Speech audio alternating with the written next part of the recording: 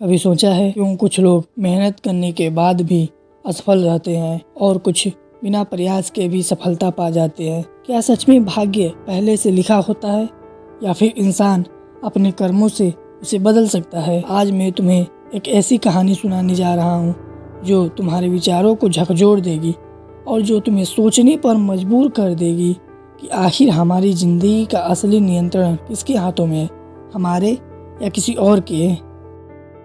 बहुत समय पहले की बात है।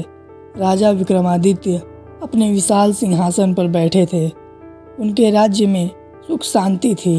लोग मानते थे कि राजा का भाग्य बहुत बलवान है। उनके हर काम में सफलता मिलती है, हर युद्ध में जीत होती है और उनकी झोली कभी खाली नहीं रहती। उसी राज्य में एक गरीब किसान भी रहता था, धीरज। धीरज दिन रात मेहनत करता था, लेकिन फिर भी उसकी फसल सूख जाती, पैसे खत्म हो जाते और हर बार कोई ना कोई नई मुसीबत आ जाती।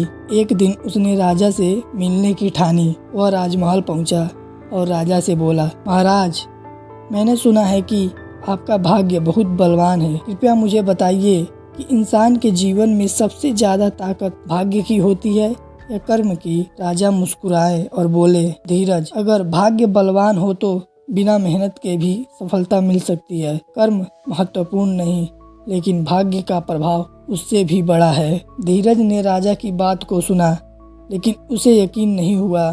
श्री कृष्ण इस वार्तालाप को आकाश से देख रहे थे।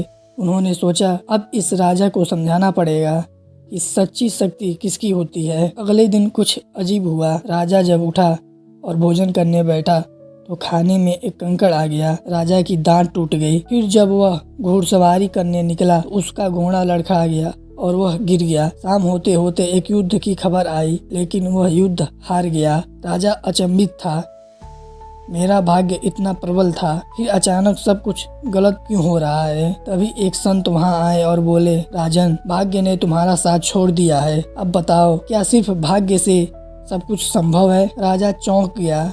उससे पहली बार एहसास हुआ कि भाग्य हमेशा स्थायी नहीं होता। दूसरी तरफ धीरज ने अपने खेतों में फिर से काम करना शुरू किया।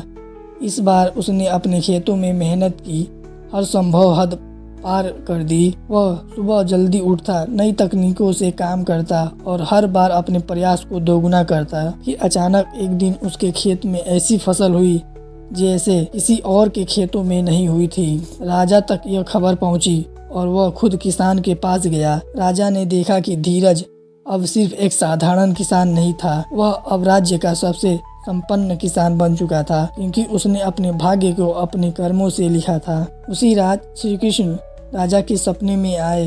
उन्होंने मुस्कुराकर कहा, राजन, भाग्य और कर्म का संबंध पानी और नदी की तरह है।